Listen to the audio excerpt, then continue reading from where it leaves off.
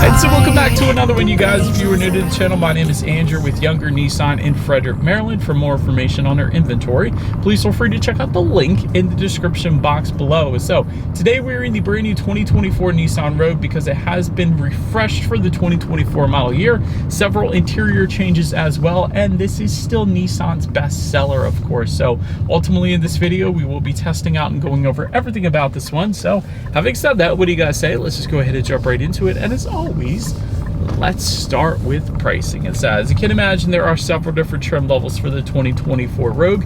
First one being the S, starting at $28,420. SV, which is the one we are in today, starting at $30,110. SL for $35,270. And lastly, the Platinum starting at $38,700. So that was all pricing for the front wheel drive variant. If you wanted to add all wheel drive, you can do that. Simply add $1,500 then to any of those prices. But regardless of trim level that you go with, the power plant on the Rogue is going to be the same. Powering the beast is a 1.5 liter turbocharged 3-cylinder, putting out 201 horsepower at 5,600 RPM, 225 pound-feet of torque coming in at 2,800 RPM, power sent to the front wheels or all wheels through a CVT with paddle shifters, which you guys know, of course, we will be testing out here in a little bit. 0 to 60 time coming in at approximately 8.1 seconds, with MPG numbers coming in at 30 in the city, 37 on the highway for the front wheel drive, 28 city, 35 then on the highway for the all-wheel drive, taking regular unleaded fuel. And so before we do any kind of fun acceleration or paddle shifter test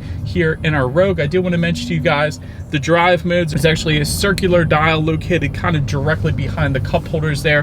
Drive modes will include Eco, Auto, Snow, Off-Road, and Sport, adjusting things like the shift points, the throttle response, the steering sensitivity, and actually the all-wheel drive engagement as well. So now that we got all of that out of the way, what do you guys say? Let's go ahead and find a straightaway. Let's put the paddle shifters and acceleration here to the test. I want to see how quickly the paddle shifters are going to react for us here, and let's see how quickly we can get our new Rogue here up to speed. All right, so we were in manual shift mode. I just tapped the paddle shifters for that. It's telling me what gear I'm in, or simulated gear. Go. It still sounds like a CVT. All right, I will say the engine sound was kind of cool. Like, I liked that, but it's not the quickest thing in the world, and you can definitely still tell it's a CVT. So, I mean, we're not actually shifting through anything. It's kind of like simulated gears because of the continuously variable transmission, but they're still fun. And the other thing you can do with paddle shifters on an SUV is if it were to be snowing out here in Frederick, Maryland, you can always do a little bit of engine braking using the paddle shifters instead of actually hitting the brakes if you're going down a hill or something, and then you're less likely to actually slide off the road. So they're there for that reason as well. But yeah, not the quickest thing in the world, but you know what? The reason Nissan put the turbocharged 3-cylinder in this thing is for the better fuel efficiency, and the fact that you can get 35 miles per gallon on the highway in an all-wheel drive SUV. That's pretty darn impressive. I'm just gonna say that. But anyways, to go along with that acceleration, as always, braking is equally important. And so up front, you will find 11.7-inch ventilated front discs. In the back, 11.5-inch ventilated rear discs. As far as that 60-0 stopping distance goes, that comes in at an insanely impressive 114 feet. That's a sports sedan number. Braking feel is definitely on the firmer side of things, so it does instantly bring you to a stop. So in terms of the braking in the Rogue, you really can't beat it in its class. 114 foot number, that's absolutely insane. Typically in SUVs, you find upper 120s, if not 130s. So 114 feet, that's a sports sedan number, you guys, and that is definitely gonna get the job done. But then touching on suspension and handling, up front, you're gonna get an independent strut type front suspension. In the back, independent multi-link rear suspension, front and rear stabilizer bars. As far as ride quality goes, as we are sitting at a red light right here, so far in my short little test drive here today, I will say it's been 100% perfectly fine, absorbing the road imperfections quite nicely, and there are plenty of them here in Frederick, I will say that. As far as steering feel goes, it's definitely on the looser side of things. It's definitely not a heavy weighted steering feel like I personally prefer, but it'll certainly get the job done. And actually, let me go ahead and put it in sport driving mode. It does adjust the steering sensitivity pretty dramatically, but having said that, it still does tend to lean on the looser side of things, so it is what it is. That's what you would expect at an SUV after all. As far as cabin noise goes, you get a little bit of road noise, but other than that, it's really not that bad. Nissan does a pretty darn good job with that. It's a pretty serene cabin as I am sitting here at a red light again, going absolutely nowhere, but you guys get the point.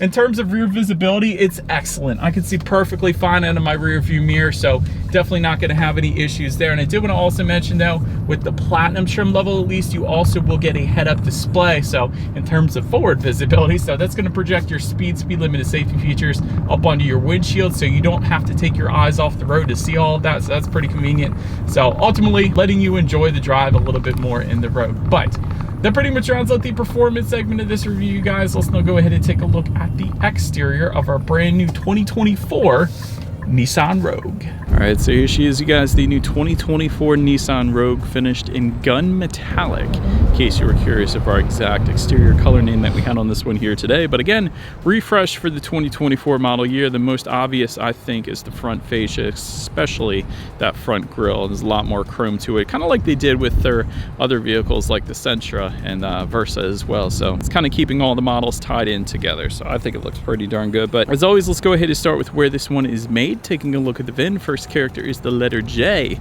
indicating that the new 2024 Rogue is built and assembled in Japan, as it should be. Gotta love it. But starting up front, LED headlights with LED daytime running lights do come standard. You do get the automatic feature with those, as well as automatic high beams. So that's for all trim levels, by the way. So if you have your high beams on at night and sense the vehicle coming in the opposite direction, it's going to automatically bounce them back to low beams. Then when that vehicle is gone, it's going to automatically bounce it back up to high beams for you there. So very convenient feature there. And if you were to go with that SL or Platinum trim, you will also get LED fog lights down below, and to the sides you do have front air curtains. You guys could probably see those helping direct air around the wheel tire combination for a little better aerodynamics. So those look pretty darn good. And by the way, headlights are down below, LED daytime running lights up above, in case anybody was curious. But let me know in the comments what you think of that new front grille and the kind of refresh look for the Rogue. And that pretty much rounds out the front end. Let's now go ahead and make our way to the side. All right, so now since we are around to the side of the Rogue, roof rails are coming on the SL and Platinum trim levels,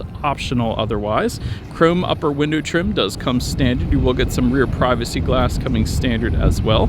Taking a look at the side mirrors, they are body color power adjustable side mirrors. They will be heated for the SV trim level and up, with LED integrated turret signals for the SV trim level and up as well.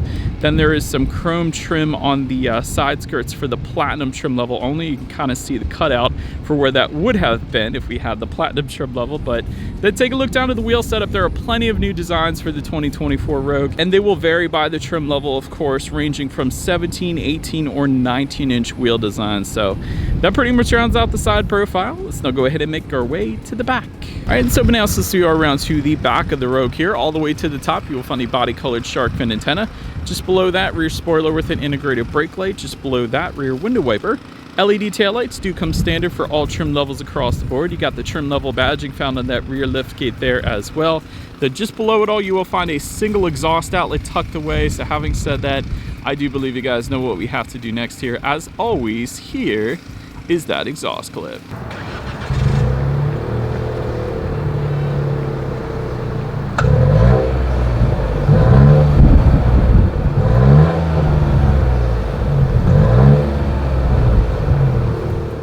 Alright, so now since we are around to the back of the Rogue, when it comes to opening that rear lift gate, it is going to be a hands-free power lift gate for the SL and Platinum trim levels. However, there is a power lift gate available for some of the other trims as an option, but there is a button on the key fob. There is a button on the lift gate itself, of course, as well. But once opened up, cargo capacity comes in at 36.8 cubic feet. If that was not enough space, there's a 60-40 split, bumping that up to 72 cubic feet even. Also in that cargo area, you're going to have some cargo lighting. There is a 12-volt power outlet. There is some chrome plated tie-down anchors as well. And then if you were to lift up underneath of that cargo floor, you will actually find a spare tire, unless you go with the SL or Platinum trim levels, and then you will get in-floor storage. Then making our way up to the rear legroom, that is going to come in at 38.5 inches. For reference, I'm an even 6 feet tall. This is how much space I had in the rear seats there, but plenty going on for the rear passengers. They have rear ventilation back there, rear USB charging ports. There are 2 of them. You gotta love that as well. Rear center armrests with cup holders. Of course, you will find rear window sunshades for the SL and Platinum trim levels, but optional on our SV. And by the way, we have a premium package for the SV. I don't think I mentioned that yet, but that gives you a ton of extra things. But anyways, heated rear seats are also going to be optional if you wanted them. But then making our way up to the front seats, manually adjustable cloth seating for that S trim level, 8-way power driver seat with 2-way power lumbar for the SV trim level and up, 4-way power adjustable passenger seat for the SL and Platinum, leather seating for the SL and Platinum as well. Platinum is actually going to give you quilted leather seating, so super fancy there. Memory settings for the SL and Platinum, and then heated front seats for the SL and Platinum as well, but still available for some of the other trim levels like the SV, because we got those heated front seats today and they are definitely very nice. But overall, as far as seat comfort goes, it's actually been perfectly fine in my short little test drive here today, so I definitely didn't have any issues there. But then taking a look at the steering wheel, it is tilt and telescoping. It is leather wrapped for the SL and Platinum trim levels. It is heated for the SL and Platinum as well. It's going to be optional on our SV. We have that option as well. Also a little bit of a flat bottom to the design. I liked that too. Then make your way to the startup. Let me start by showing you guys the key here. All of your buttons are located on one side of the key. The key's got a nice heft to it as well. I like this key. Got the Nissan logo on the very top there. Lock, unlock, the button to pop the rear liftgate there. And then the circular button, that is going to be the remote start. That comes standard actually on the SV trim level and up if you wanted that. But it is all keyless entry with a push button start. So all I'm going to do here is simply put my foot on the brake and press that black engine start button located kind of just in front of the shifter there. So once started up, gauge cluster is going to differ slightly depending upon the trim level that you go with. For the Platinum, you will get a full 12.3-inch digital gauge cluster. Otherwise, you're going to get what you are currently looking at with a fairly large digital screen front and center to control what is on that screen. There are some steering wheel mounted controls found on the left side of the steering wheel. It gives you things like how many miles you have left until you hit empty. There's your outside temperature. You can display a digital speedometer up there if you wanted to. That's pretty cool. There's also tire pressure for each individual tire. The list goes on, so pretty much everything you could possibly want on a digital screen of the gauge cluster. But now let's go ahead and make our way to overall interior quality, because overhead sunglass holder does come standard, but dual pane panoramic moonroof coming standard on the SL and Platinum. It is optional with that SV premium package that we have today, so we do have it. I love that. But LED interior lighting also going to be optional. Dual zone climate control coming standard with the SV. Tri-zone climate control coming standard with the SL and Platinum, so the rear passengers can actually set their own temperatures with those two trims. Wireless phone charger for the Platinum trim level only. Hidden storage though underneath of kind of the shifter and the cup holders and all of that. I thought that was pretty cool. So it's something the Rogue does, so you can put your purse under there if you wanted to, or really anything that you want to keep hidden. So that was kind of nice. But just in front of the shifter, if you don't go with the wireless phone charger, you got a little bit of rubberized storage. There's a 12-volt power outlet, couple USB charging ports. Just to the right of the shifter, you got your dual cup holders, and I like this kind of texturized black finish that they put around the cup holders here too. A lot of other manufacturers will leave that like a matte gray or a matte black, and I hate that, but this shows that Nissan actually put a little bit of effort towards the fit and finish surrounding this area, so I do love that. But then taking a look inside the center armrest here, this is actually a decent amount of storage, more so than I expected to find in the Rogue, so I got no issues there. But overall, I don't have any problems with the interior quality. I like the light color contrast stitching here, a lot of soft touch materials on the doors, so I think Nissan did a pretty darn good job overall. But now let's go ahead and make our way to the infotainment screen. 8-inch screen is going to come standard on the S and SV trim levels, but there is a new 12.3-inch color touchscreen display coming standard on the upper trim level, so I did want to mention that. So that's one of the new updates for 2024. Bluetooth and audio streaming coming standard either way. There's a new Google-based infotainment system for the 12.3-inch screen at least. Android Auto, Apple CarPlay, that comes standard, but it is wireless that comes standard actually, so no pesky USB cables up front. I love that. You can also check out your weather and stock information up here if you wanted to. That's pretty cool, along with your radio information, of course. So when it comes to the sound systems, there are actually 3 of them. 4 speakers is going to come on the S, 6 speakers is going to come on the SV and SL, and then there is a Bose sound system with dual subwoofers for the Platinum that we don't have with us here today. So we do have the 6-speaker sound system with us here, so what do you guys say? Let's go ahead and turn on the radio, see what we got playing this morning, and let's test out the clarity of this one. Well, still have a prayer as long as my heart beats. Actually, a lot more bass than I expected, and I always say this about Nissan, and I don't know why it always surprises me.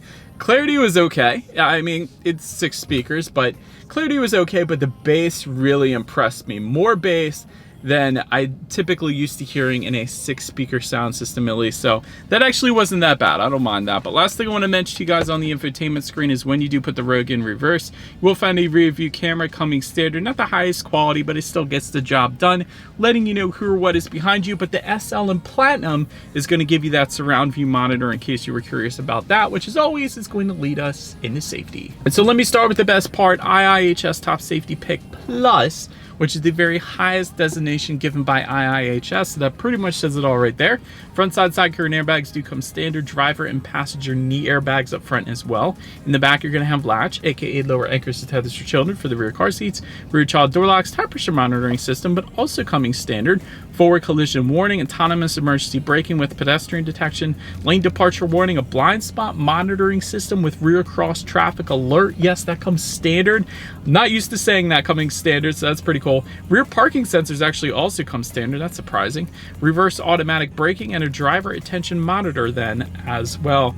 Then if you were to go with the SL and up, you're also going to get adaptive cruise control and then front, rear, and side sonar systems. So sensors all around. But overall, when it comes to my final thoughts here of the Rogue, excellent safety. You can't beat an IIHS Top Safety Pick Plus. That's definitely a big selling point, especially if you're going to have kids in the back. Pretty darn good MPGs as well. When you consider the size of this SUV, it's not a small SUV. It's a pretty good size SUV, and the fact that you can get 37 and 35 miles per gallon on the highway, so 35 even with the all-wheel drive, that's pretty darn impressive. I do like the new infotainment screen that's available. I didn't have it to show it to you guys today, unfortunately, but that is pretty cool that that is there. That is about it for this one, you guys. Thank you so much for watching. Feel free to follow me on social media at the bottom of the screen if you want to see what's coming next on the channel before it gets to YouTube. Be sure to hit the subscribe and the bell notification button if you're into new car reviews, because that is what we do here on this channel after all.